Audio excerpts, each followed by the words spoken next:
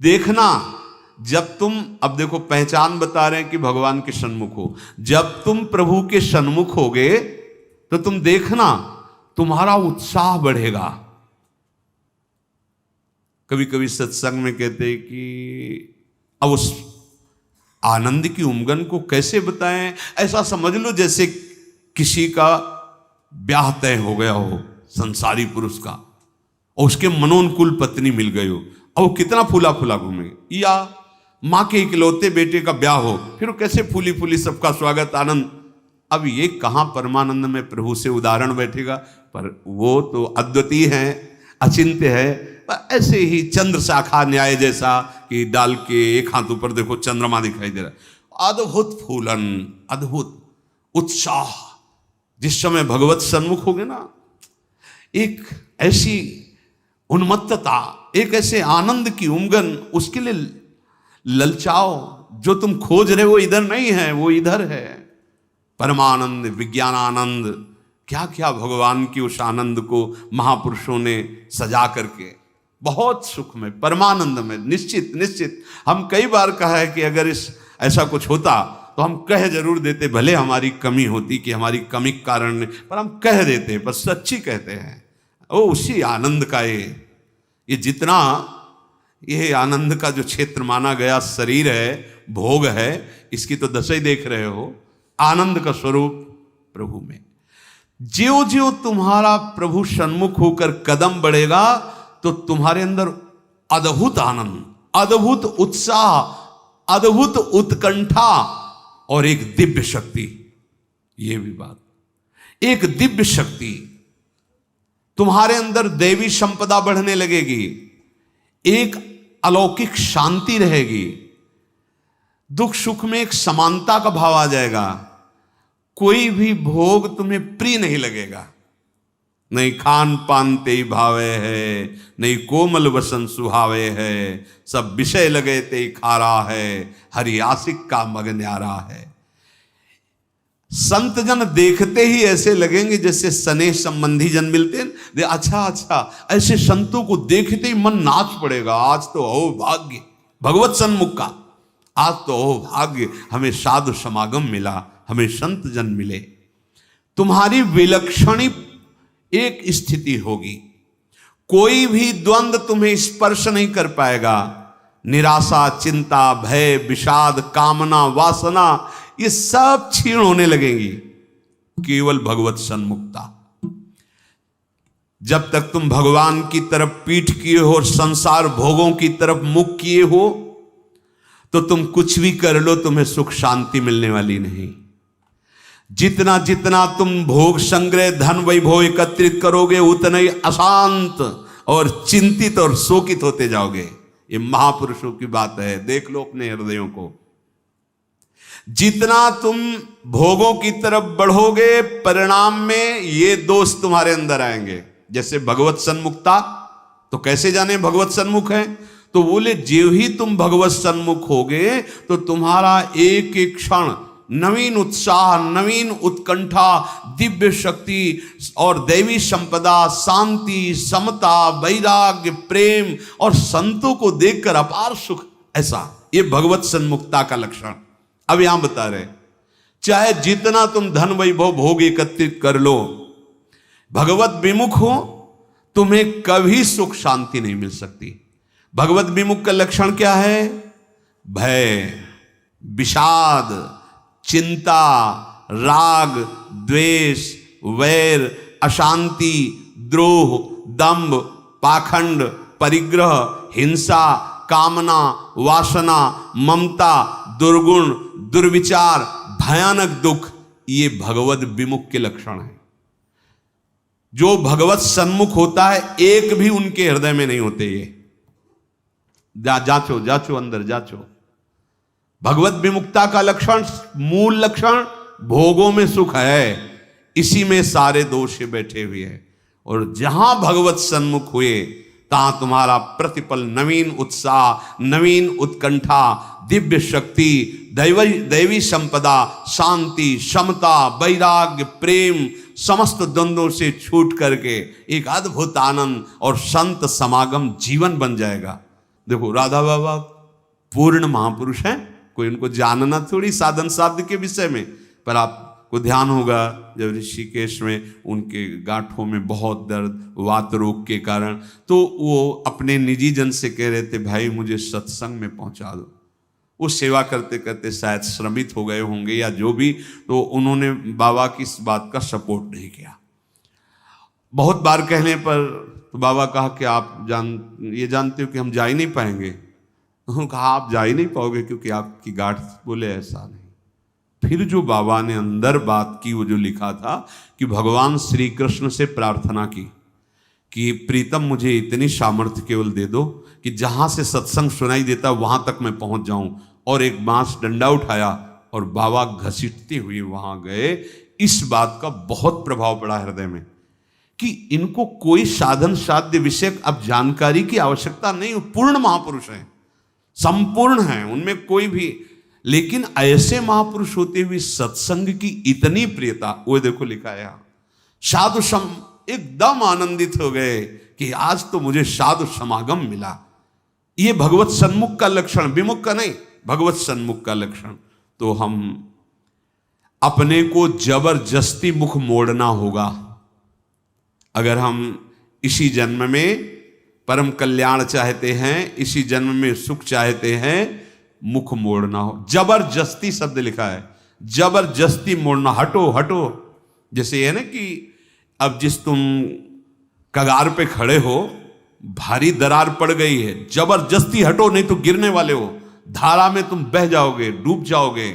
ऐसे ही तुम्हारी वही दशा है जैसे हरी हरी घास खा रहा है बकरा और बकरी से सहवास कर रहा है और बड़ा सुख का अनुभव कर रहा है, पर वो कसाईवाड़े में बंद है।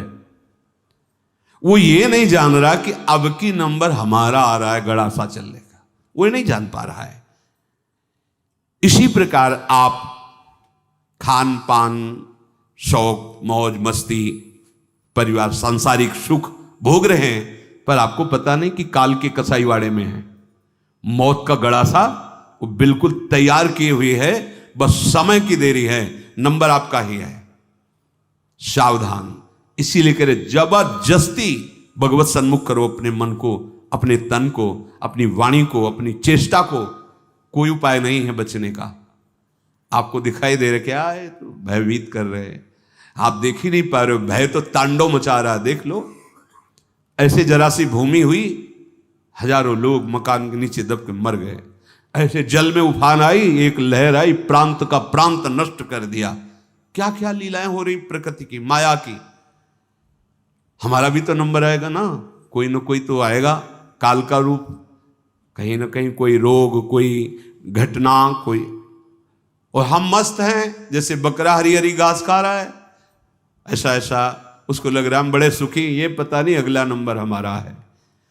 तुमको बिना सूचना दिए, बिना राय के तुम्हारी मृत्यु तुम्हारा नाश कर देगी। मृत्यु किसी से राय लेती क्या कि अब हमारी प्रार्थना स्वीकार करें, हम अपना काम शुरू करें, यदि आपकी आज्ञा हो? ऐसा नहीं। अगर ऐसा हो तो कोई तैयार नहीं होगा, कोई नहीं तैयार होगा। बिना आपको सूचना दिए, बिना आपकी राय के वो आपका नाश कर देगी मृत्यु। इसलिए वो सहसा आप पर आक्रमण करेगी, उसके पहले आप सावधान हो जाओ। अब वो कब करेगी कुछ पता नहीं है, इसलिए आपको अभी से, इसी सेकंड से सावधानी करनी है। क्या? एक एक वृत्ति को कृष्णाकार कर दो, प्रियालाल के चरणों में लगा दो। बुद्धिमान उपासक सावधान, तुम्हारी जन्म के साथ ही मृत्यु पैदा हो चुकी तुम्हारी। कितने अनुभवी महापुरुष कह रहे सावधान, जब तुम्हारा जन्म हुआ था उसी समय तुम्हारी मृत्यु भी पैदा हो गई है। बस तुम्हारे साथ चल रही मृत्यु अवसर देख रही है, समय देख रही, जहां पूरा हुआ वो अपना काम कर देगी। इसलिए प्रतिक्षण तू मृत्यु की दृष्टि में है, शिकार बिल्कुल लक्ष्य पे है। मृत्यु का अंतिम स्पर्श तुम्हारा सर्वनाश कर देगा। शरीर, रुपया, पैसा, कामना, घर, मकान, पद, पदवी, सब। अतः तुम कुछ ऐसा करो जिससे मृत्यु शरीर पर प्रभाव पड़े, आप पर नहीं। आप कर्ता भोक्ता भाव में, इसलिए आप पर प्रभाव पड़ता है। वो क्या है? इस चक्र से सदा छूट जाने के लिए एकमात्र सब ग्रंथ, सब संत और सब पंथ का निर्णय है सतत भगवत भजन, सतत भगवत चिंतन, प्रभु के आश्रित होकर प्रभु का भजन। एक छोटी सी वस्तु जब भाव में भरकर आप प्रभु को समर्पित करते हैं तो प्रभु उसे बहुत बड़ी मान लेते हैं। हमारे प्रभु का स्वभाव ऐसा है। पत्रम पुष्पम फलम तोयम ये में भक्ता प्रति। देखो नाशवान वस्तु है ना। अगर एक चुल्लू जल भगवद अर्पण कर दिया, भगवान उतने में प्रसन्न हो रहे हैं। एक तुलसी दल ले लिया, ऐसे एक फूल ले लिया, कोई फल ले लिया, और भगवान भाव में भरकर कहते हैं अश्नामी, मैं उसे खा लेता हूं। जैसे फूल सूंघने की वस्तु है, पर भगवान कह मैं पा लेता हूं, पत्ता पा लेता हूं, जल पा लेता हूं, फल पा लेता हूं। पत्रम पुष्पम फलम तोयम ये में भक्त्या, भक्ति भाव से जो भक्त अर्पित कर देता है, भगवान कहते हैं मैं उसे पा लेता हूं, वो शाश्वत हो गई। दो प्रकार की बैंक है, एक मायाकृत बैंक, एक हरि बैंक।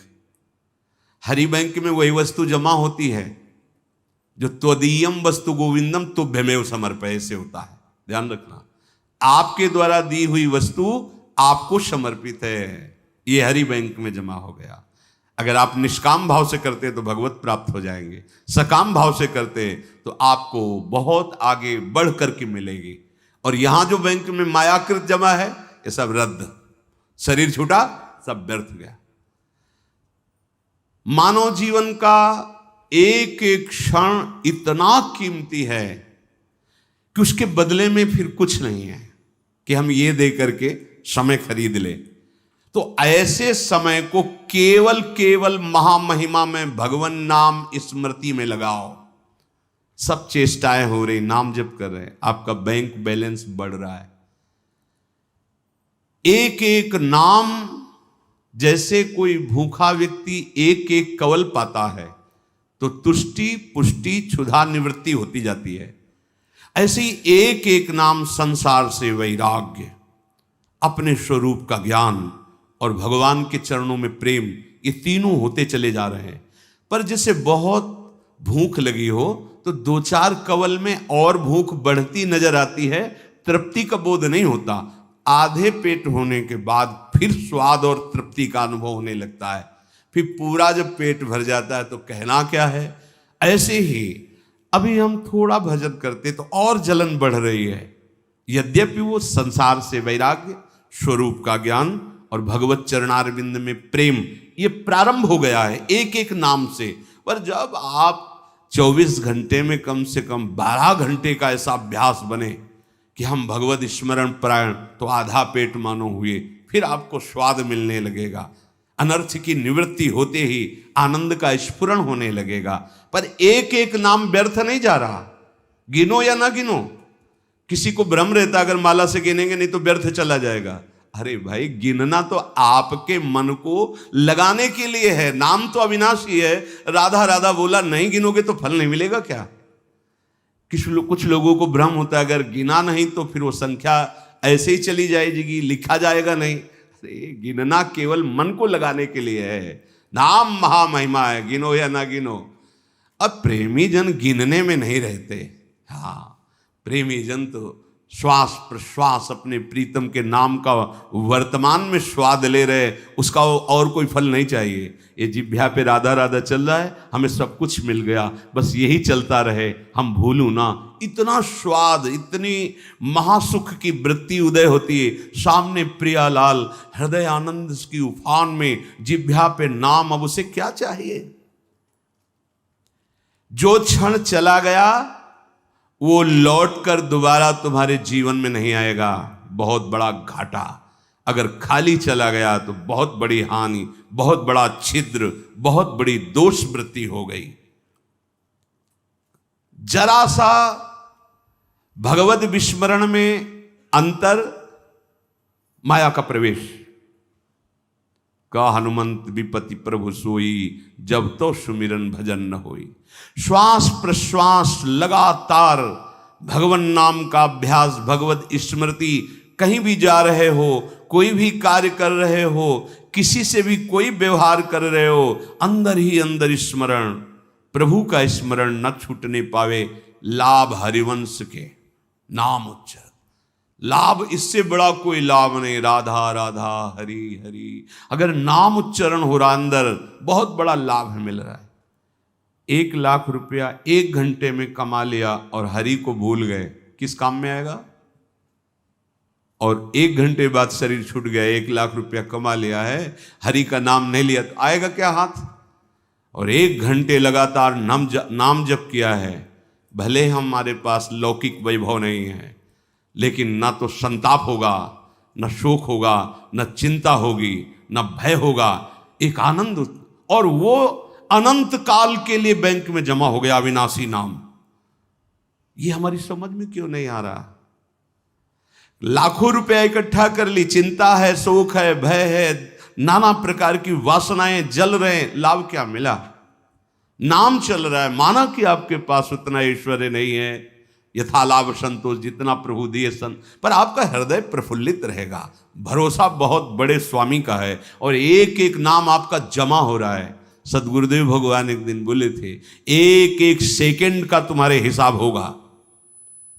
ऐसा नहीं कि तुम नाम जप कर रहे हो, उनके लिए जल रहे हो, कष्ट सह रहे हो, तो तुम्हें किसी को बताने की जरूरत है। एक एक सेकंड का हिसाब होगा और आप निहाल हो जाओगे। वो एक एक सेकंड आपको देख रहा है, आपके एक एक सेकंड की वृत्ति का हिसाब होगा। बहुत उदार दानी हैं हमारे प्रभु, अति उदार भी सुंदर। ऐसे मालिक के सेवक हो, वो एक एक सेकंड देख रहा है और तुम्हारा हिसाब करेगा। बाहर से नाटक करोगे, भक्ति का दंभ करोगे तो समय लगेगा, दंभ पूर्वक भी भक्ति की व्यर्थ नहीं जाती। झूठा खेले साचा हो, एक दिन ऐसा झटका लगेगा माया का कि अपने आप सच्चाई पे खड़े हो जाओगे। वो बहुत खिलाड़ी है, उससे बड़ा कोई खिलाड़ी नहीं। करो करो दम, करो नाटक। अब वो अपना नाटक विस्तार करेगा और ऐसी जगह खड़ा करेगा जहां कोई नहीं, तब पुकारोगे हे हरि, तो बोलेगे आ जाओ, हम तो पहले ही बांह फैलाए बैठे थे, पहले ही तुम तो हमें केवल निमित्त बनाकर भोगों के लिए तुम चल रहे थे, लेकिन अब असलियत में पुकारा, आओ हम तुम्हारे स्वागत के लिए खड़े हैं। झूठा खेले, ये खेल ऐसा है, झूठा खेले साचा होए। अगर झूठ से भी कोई भक्ति करने लगे तो सच्चाई में भगवान उसे भक्त बना देते हैं।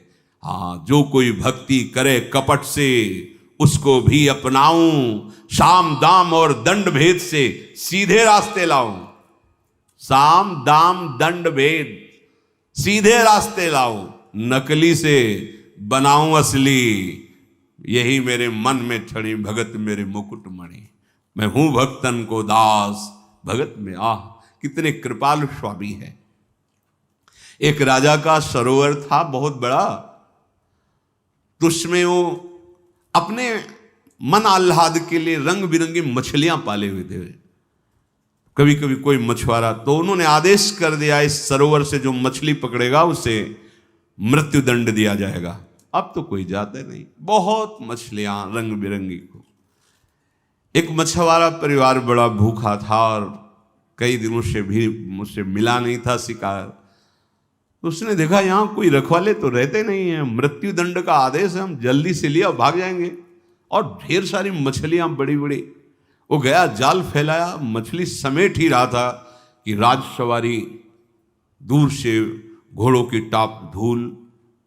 देखा, अरे ये तो अब क्या करें, भागते हैं तो दिखाई देंगे, बंदी बना लिए जाएंगे क्योंकि वो घोड़े में है।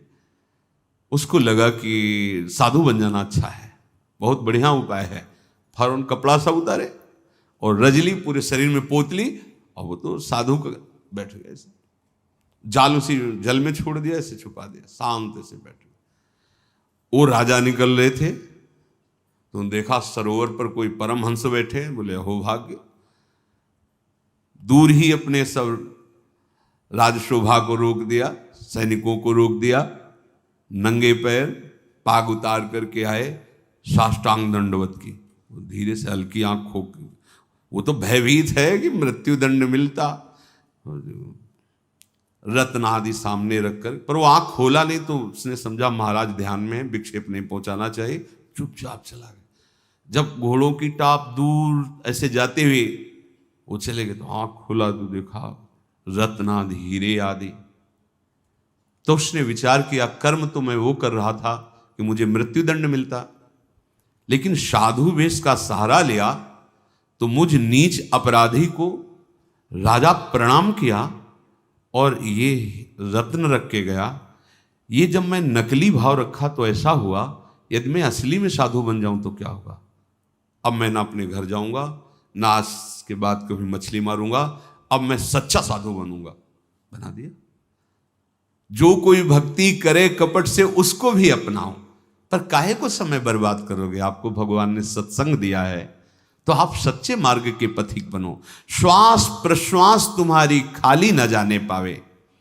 जब तक तुम्हारा मुख भोगों की ओर है, मुख का तात्पर्य अंदर से है, अंतर ही अंतर, तुम सब साधन कर रहे हो लेकिन तुम्हारी विश्राम स्थिति मन मानता है भोग में। क्या खाने को मिलेगा, हाँ हर्षित हो गए। क्या भोगने को मिलेगा, हर्षित हो गए। मतलब आप अभी भोगों के सन्मुख हैं। अंतर की बात देखना। जब तक तुम्हारा मुख भोगों की ओर है तो तुम कह रहे हो कि हम भगवत मार्ग के पथिक हैं, भगवत मार्ग में चल रहे हैं, पर तुम चल भोगों की ओर ही रहे हो, प्रभु की ओर एक कदम नहीं चल रहे हो। जैसे कई बार सत्संग में बताया है कि ये बिहारी जो हैं, आप मुख इधर करो छठी करा की तरफ और दौड़ लगा दो तो आपका हर कदम बिहारी जी से दूर होता चला जा रहा है। आप बहुत चल रहे हो लेकिन विपरीत चल रहे हो तो आप बिहारी जी से दूर होते चले जा रहे हो। और ये मार्ग है, लेट जाओ और लेट कर चलो तो समय आएगा पहुंच जाएंगे, क्योंकि आप सही मार्ग में चल रहे हो। आप ऐसे